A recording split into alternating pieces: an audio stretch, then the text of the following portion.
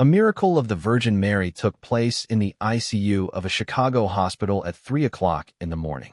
A nurse who believed in nothing witnessed something she could not explain. Security cameras showed absolutely nothing, yet her life would never be the same again. But before we go any further, leave a comment telling me where you're watching from and what time it is there right now. I'd love to see how far the miracles of the Virgin Mary are reaching across the world. Sarah Mitchell was 38 years old. For 15 years, she had worked in the intensive care unit of one of Chicago's busiest hospitals. You know, the type of professional who has already seen everything. The one who no longer reacts to emergencies because nothing surprises them anymore. Sarah was exactly that kind of person. Her hands had saved more lives than she could remember. Her eyes had witnessed things most people would only see in nightmares. And her heart had learned a difficult lesson. Not to feel too much, because feeling hurts. And inside an ICU, you simply cannot afford that. Her shift began at 11 p.m. and ended at 7 a.m. 8 long hours of darkness where silence ruled the corridors. The quiet was only broken by the rhythmic beeping of heart monitors, the steady breathing of ventilators, and sometimes the sudden alarms that could send a nurse's pulse racing in seconds. Most people struggle with night shifts.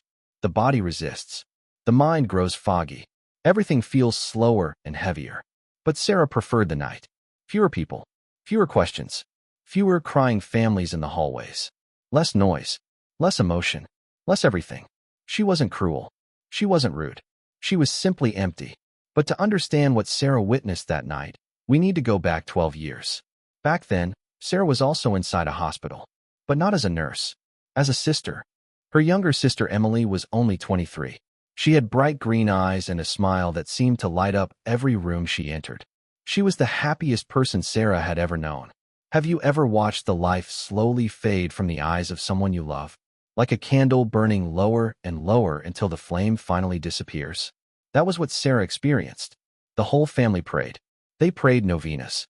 They lit candles in every room of the house. They made promises to God. And Sarah prayed harder than anyone. She prayed until her voice was raw. Please, God, not her. You know, the bargains people make when they are desperate. Those impossible promises we whisper into the dark.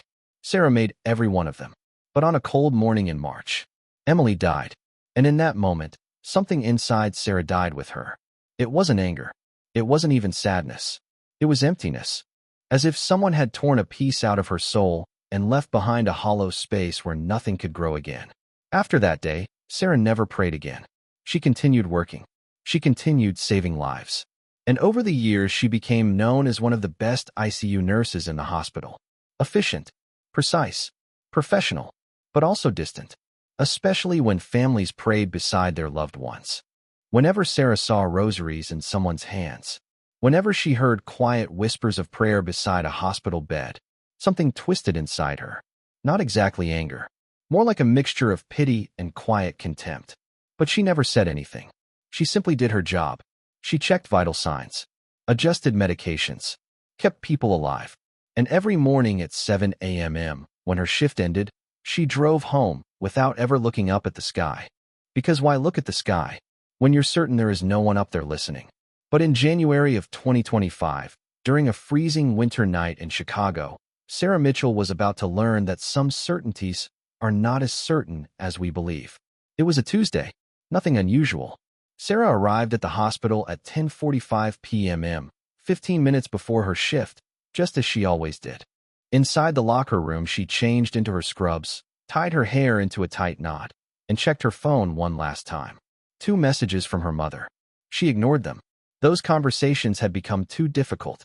The night shift began quietly. 6 patients were in the ICU that night. For stable, 2 in critical condition. Bed 4, a 70-year-old woman recovering from heart surgery. Stable. Bed 6, a 52-year-old man with severe pneumonia. Slowly improving. Bed 8, a 16-year-old girl injured in a car accident. Critical, but conscious. And then there was Bed 3. Robert Patterson, 62 years old, in a deep coma for 5 days. His prognosis uncertain. Have you ever felt an immediate resistance to something? Not toward the person themselves, but toward what they represent. That's what Sarah felt every time she passed Bed 3. Not because of Robert. He was simply an unconscious man fighting for his life. but because of his family. They came every single day. His wife, Margaret, his 2 daughters, Rachel and Claire, and they always brought the same thing, a blue rosary. They prayed beside the bed, softly whispering Hail Marys, murmuring the Our Father. Their fingers clutched the rosary beads as if that small chain was the only barrier standing between Robert and death. Sarah heard every word, and every prayer felt like salt rubbing against a wound that had never truly healed. Still, she said nothing. She simply checked Robert's vital signs in silence, adjusted his medication, wrote the numbers in his chart. Margaret always thanked her. "Thank you, nurse. God bless you." Sarah would only nod and walk away. That Tuesday night, Robert's family finally left around 10 p.m. Visiting hours had officially ended at 9, but Sarah had allowed them to stay longer. Not out of kindness. It was simply easier than arguing. Midnight arrived. The ICU grew quiet. The kind of silence that only exists in the deepest part of the night. Thick and almost physical. Sarah walked her rounds. Bed after bed. Checking monitors. Adjusting blankets. Routine tasks her body could perform automatically. 1 a.m., 2:30 a.m. Everything normal. Everything predictable. Just another shift like hundreds before. Then at 3:15 a.m., Sarah sat at the computer finishing medical charts. Numbers. Medications. Endless routine. She could practically do it with her eyes closed. Then, beep. The monitor from bed 3. She sighed. Picked up the clipboard. Probably another minor adjustment. The 10th one that night. The ICU corridor was bathed in dim bluish light. Machines hummed quietly. The heavy silence of early morning pressed against the walls. Sarah pulled aside the curtain around bed 3 and suddenly stopped. Something was wrong. No, not wrong. Different. She inhaled slowly, and that was when she noticed it. Roses. The unmistakable scent of fresh roses filled the air. Strong. Sweet. As if someone had just placed a bouquet beside the bed. Sarah immediately looked around. There were no flowers. Of course there weren't. Flowers were strictly forbidden in the ICU. She looked up toward the ceiling vents, searching for an explanation. Nothing. Yet the fragrance remained. Impossible. Undeniable. Real. Her hands trembled slightly while she adjusted Robert's medication. When she finished, she stepped away quickly. Back at the nurse's station, she tried to focus on the computer again. But her mind kept returning to that smell. Roses. In the middle of winter. Inside a hospital ICU. Fatigue, she told herself. 15 years of night shifts. Just fatigue. But have you ever tried to convince yourself something didn't happen, even though you know it did? The rest of the shift passed quietly. At 7 in the morning, Sarah changed out of her scrubs and headed home. But during the entire drive, something strange stayed with her. The scent of roses. It lingered in her memory as if it had followed her out of the hospital. The next night began like every other shift. Routine patient checks. Updating charts. Administering medications. Robert Patterson was still in bed 3. His condition remained the same. No improvement. No decline. Margaret had visited again during the day. As always. And as always, the blue rosary hung from the headboard of the bed. Sarah pretended not to notice. 3:15 a.m. The alarm from bed 3 suddenly exploded through the quiet ICU. Not the gentle warning beep of a monitor adjustment. This was urgent. Sarah ran. When she reached the bed, she saw it instantly. Robert's numbers were crashing. Blood pressure falling. Heart rate chaotic. Damn it, Sarah muttered as she grabbed the emergency medication. Her hands moved automatically, years of training guiding every motion. She adjusted the foredrip, and then she felt it. Not a sound, not a movement, a presence. You know that moment when you feel someone enter a room, even though you haven't heard the door open? The air changes. It becomes heavier, warmer, alive. Sarah froze. Her heart pounded violently. Her hand stopped halfway through adjusting the 4-line. She didn't want to turn around, because if she did, and something was really there. She slowly inhaled. Then she turned and saw her, a woman standing beside Robert's bed. So close Sarah could have reached out and touched her. She wore a mantle of deep blue, the color of the sky after a storm, a blue that seemed to hold its own light. Her tunic was white, not glowing like electric light, but shining with something softer, something impossible to describe. But it was her face that stopped Sarah's breath. Young, peaceful, dark hair falling gently over her shoulders. And her eyes, Deep brown eyes that didn't simply look at Sarah. They saw her. They saw every hidden wound, every buried grief, every silent moment of despair. And within that gaze was a compassion so overwhelming that Sarah felt as if her entire life had been laid bare and loved anyway. It was the gaze of a mother who had lost a child, a mother who understands suffering. Sarah's knees weakened. She grabbed the edge of the hospital bed to keep from collapsing. The woman lifted her hand above Robert, not touching him, simply blessing. Then she turned toward Sarah, and she smiled. The voice came next, but it did not come from the room. It seemed to rise from somewhere deep inside Sarah herself, as if the words were spoken directly into her heart. You still carry a guilt that was never yours. Sarah stopped breathing. It is time to forgive yourself. Forgive herself? Sarah blinked, and when she opened her eyes again, the woman was gone. The space beside the bed was empty, but suddenly the room filled with the scent of roses. Stronger than before. Sweet. Overwhelming. Impossible to ignore. Sarah turned toward the monitors. Robert's numbers were changing. Blood pressure rising. Heart rhythm stabilizing. For a long moment, Sarah simply stood there, trembling, trying to understand what had just happened. Finally, she stepped away from the bed. Her legs felt weak. She walked quickly down the corridor, straight into the bathroom. She locked the door, then slowly slid down until she was sitting on the cold tile floor. And for the first time in 12 years, Sarah Mitchell cried. Not quiet tears hidden behind a professional mask. This was raw, deep, uncontrolled. She cried for Emily, for the sister she had lost, for the years filled with anger, for the emotional walls she had built around her heart, for every prayer she had secretly mocked while standing beside hospital beds, and for something even more terrifying, a fragile hope, a question she had tried to bury. What if? What if there was something more? What if the prayers had not been empty? What if? Emily. No, Sarah whispered through tears. I'm not going down that road again. I can't hurt like that again. But deep inside, she already knew the truth. The door she had locked so tightly for 12 years had just been opened, and light was coming in. Sarah stayed in that bathroom for nearly 20 minutes. When she finally stood up, she splashed cold water on her face and returned to the nurse's station. Marcus, the night security guard, was walking his rounds. He paused when he saw her. Everything okay here, Sarah? She nodded. All under control. But nothing was under control, and both of them sensed it. 4 a.m. Sarah was still shaking. The scent of roses still lingered faintly in the air, and that voice still echoed inside her mind. She needed answers. Proof. Something real. Something that could explain what had happened. She walked to the security room and knocked. Marcus looked up from his monitors. Sarah? You all right? Her voice trembled. Marcus, could you show me the camera footage from the last couple hours? He frowned. Did something happen? Please, she said quietly. I just need to see. Marcus shrugged and rewound the recordings. Sarah stood behind him watching the screen. 3:15 a.m. The alarm sounded. The video showed Sarah rushing into the room, working the equipment, adjusting the floor, looking around the room several times, as if she were speaking to someone. But on the screen there was nothing. Only Sarah, Robert, and the machines. Marcus leaned forward. Why do you keep looking over there? He asked, pointing at the monitor. It's like you're seeing someone. Sarah said nothing. You sure you're okay? He asked carefully. You want me to call someone? She forced a weak smile.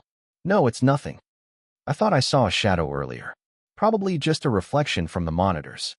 Marcus nodded slowly. But as Sarah walked back to the ICU, she knew the truth. The cameras hadn't recorded it, because it was never meant to be recorded. It was meant only for her. And for the first time in many years, Sarah felt fear. Not fear of danger, but fear of what the experience meant. Because if it was real, if the Virgin Mary had truly appeared, then everything Sarah had believed for 12 years had been wrong. And that truth was far more terrifying than any apparition. The rest of the shift passed like a dream. Sarah performed her tasks automatically, but inside, her mind was in chaos. At 7:15 a.m., she changed clothes and walked into the parking lot. The winter sun was rising over Chicago. The city was waking up to another cold morning.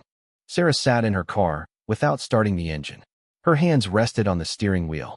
She stared at nothing. Then she pulled out her phone. Her mother's messages were still there, unread, for the first time in months. She opened them. Mom. Sarah, sweetheart, I know you're busy, but I've been thinking about you. I love you. Mom, it's been 12 years today. I know you remember. I know it still hurts, but Emily wouldn't want you to shut yourself away like this. Please call me when you can. Sarah stared at the screen. Then she typed, deleted the message, typed again. Finally, she sent it. Sarah, Mom, I need to talk to you.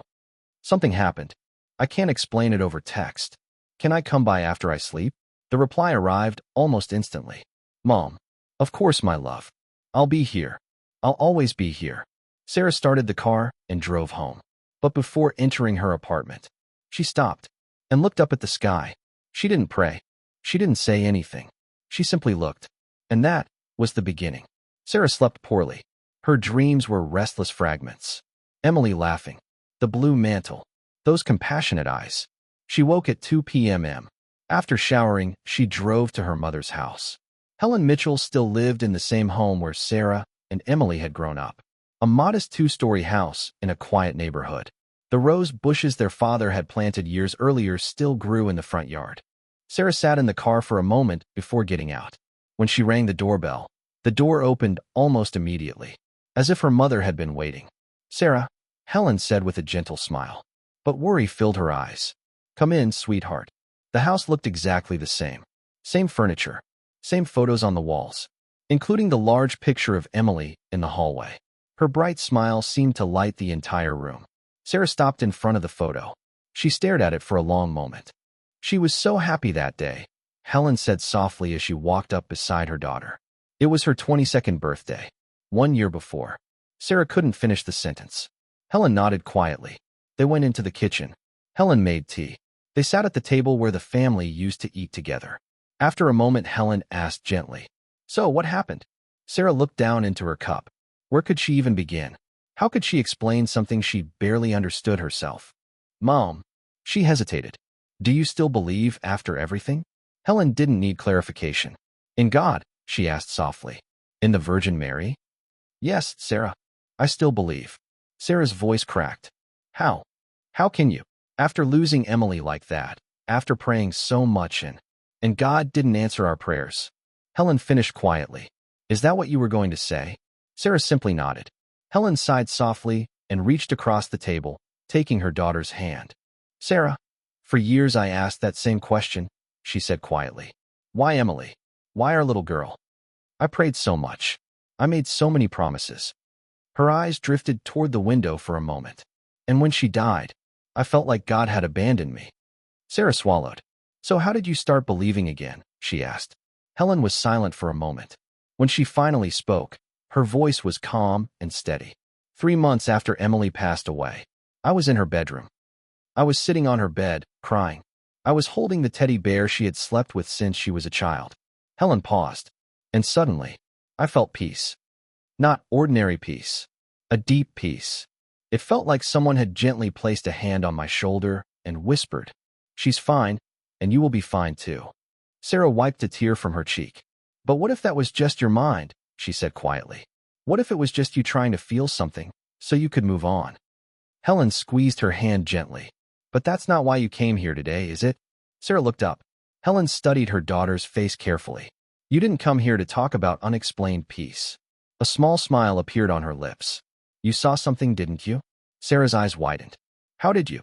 I know you, Helen said softly. I know that look. Sarah took a slow breath. And for the first time in many years, she opened her heart completely to her mother. She told her everything. The first night, the scent of roses. The second night, the woman in blue. The eyes. The voice. Helen listened without interrupting. When Sarah finally finished, silence filled the kitchen. Helen sat quietly for a few seconds. Then she said softly, Emily would be happy to know that you finally started feeling something again. Sarah broke down. Tears ran down her face as years of pain slowly began to loosen their grip. When Sarah left her mother's house later that evening, night had already fallen. She drove home in silence. But this time the silence didn't feel so heavy. It felt calmer. She still had another shift ahead of her. Life continued. The following weeks were strange for Sarah. One night, she passed bed 7 and saw a family gathered beside the patient. They were praying the rosary. Before, Sarah would have walked past quickly, avoided it, pretended she didn't hear anything. But this time, she stopped. She listened. Hail Mary, full of grace. And for the first time in 12 years, those words no longer hurt. Her life continued. Same shifts, same routines, same long nights in the ICU. But something deep inside her had changed. 5 weeks later, Sarah was doing her regular rounds. Everything seemed normal, until she noticed something. Bed 3. Robert Patterson. His hand moved. Sarah froze. Then, 3:15 a.m. The alarm sounded. Sarah rushed to the bed. Robert's eyelids were trembling, his eyes moving rapidly beneath them. "Robert," Sarah said softly but firmly. "Mr. Patterson?" She pressed the call button. "Dr. Chun to bed 3. Then it happened. Slowly, Robert Patterson opened his eyes and looked directly at Sarah. Her knees nearly buckled. She had to grab the bed rail to stay upright. 5 weeks. For 5 weeks he had been in a coma. Doctors had said he might only have days left. And now, he was awake. Dr. Chen rushed into the room. Machines beeped. Protocols began. Tests. Questions. Medical procedures. Sarah quietly stepped back, still in shock. She walked into the hallway and leaned against the wall. She took a deep breath, and for the first time in years, she gave thanks. Not with grand prayers, not with complicated words, just a quiet moment of gratitude. Sarah continued working in the ICU. Same night shifts, same routines, but something small had changed. Inside the drawer of her nursing station, there was now a small image. An image she kept private, one she never showed anyone. It was a picture of the Virgin Mary, dressed in blue, smiling gently. It didn't mean Sarah had suddenly become deeply religious overnight. She hadn't. She still had doubts, still asked questions, still carried a natural skepticism about many things. And she never told anyone about that night in January. About the woman in the blue mantle. About the vision the cameras never recorded. Who would believe her? But more importantly, she didn't need anyone to believe her. Because some things in life don't need proof. Some things simply need to be lived, felt, carried quietly in the heart. And Robert Patterson? He made a full recovery. It took months of therapy, rehabilitation, hard work. But he recovered. Every time Sarah saw him during follow-up visits, he would smile warmly and say, "Thank you for taking care of me during those weeks." Sarah always answered the same way. "I was just doing my job." But deep inside she would think something else. Maybe I wasn't the only one taking care of you. And if a nurse who had stopped believing in everything can find her way back to hope, maybe anyone can. Maybe that is the real miracle. Do you believe in the miracles of the Virgin Mary?